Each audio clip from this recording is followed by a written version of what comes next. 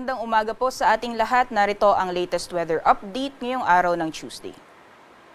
Sa kasalukuyan po ay wala tayong binabantayan na low pressure area o bagyo sa loob at labas ng ating Philippine Area of Responsibility. Patuloy lamang ang pag-iral ng easterlies o yung hangin na nagagaling sa silangan at nakakaapekto sa may silangang bahagi ng Luzon at Kabisayaan. Kung makikita po natin dito sa ating latest na satellite image, meron po tayong namamataan ng mga kaulapan dito sa may kanlurang bahagi ng Visayas at Mindanao.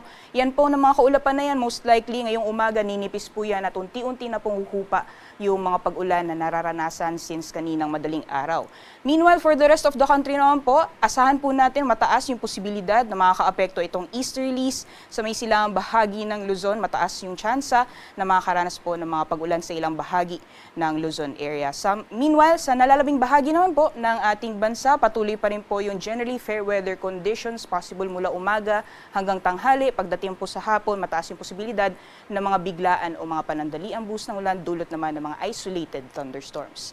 And over the next 2 to 3 days, sa mga susunod na araw, wala din po tayong namamataan na low pressure area o bagyo na posibleng makaapekto sa anumang bahagi ng ating bansa. Kaya patuloy pa rin pong mararanasan ang generally fair weather conditions sa malaking bahagi po ng ating kapuluan sa susunod na 2 hanggang 3 araw.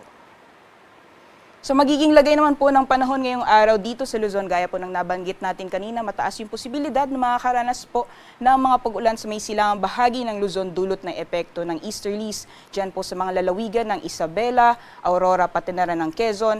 Asahan po natin ang mga kalat-kalat mga pag-ulan, pagkidlat at pagkulog. Pagdating naman po sa nalalabing bahagi ng Luzon, generally fair weather po, pag umaga hanggang tanghali, mataas yung posibilidad ng mga localized thunderstorms o mga biglaan o mga panandaliang buhos ng ulan pagdating naman po sa hapon o sa gabi. So monitoring lamang po tayo ng mga thunderstorm advisory na nilalabas po ng Pag-asa. Temperature forecast naman po sa mga piling syudad dito sa Luzon, 32 degrees Celsius. Inaasahan natin maximum temperatures for Lawag, gayon din sa Metro Manila, Tugigaraw at sa Legazpi. 22 to 30 degrees Celsius agwat ng temperatura inaasahan ngayong araw dito sa Tagaytay at sa Baguio naman ay maglalaro mula 17 hanggang 23 degrees Celsius. Sa nalalabing bahagi naman po ng ating bansa, patuloy pa rin po yung generally fair weather conditions. Although nakita po natin sa satellite image na may mga kaulapan po tayo namamataan sa may kanlurang bahagi ng Visayas at Mindanao, unti-unti pong huhupa yung mga kaulapan po na yon at makakaranas pa rin po tayo na mainit na tanghali. Mataas lamang po yung mga posibilidad ng pag-ulan ng mga biglaan pagdating po sa hapon o sa gabi. Para naman po sa agwat ng temperatura sa mga piling syudad for Palawan, Visayas at Mindanao sa Kalayaan Islands ay aabot ng 33 degrees Celsius maximum temperatures. 32 degrees Celsius naman inaasahan natin ngayong araw sa Puerto Princesa, gayon din sa mga piling syudad sa Visayas, dyan po sa Iloilo, Cebu, pati na rin sa Tacloban.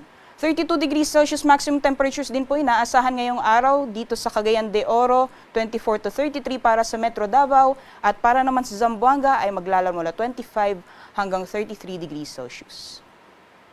Para sa kalagayan po ng ating karagatan, wala po tayong gale warning na nakataas sa anumang baybayin ng ating bansa, banayad hanggang sa katamtaman ng mga pag-alo ng mararanasan sa ating mga karagatan. Malaya pong mga kapalaot ang ating mga kababayan na planong lumayag. Ngayong umaga si Haring Araw ay sisikat ng 5:47 AM at lulubog mamayang 5:36 PM.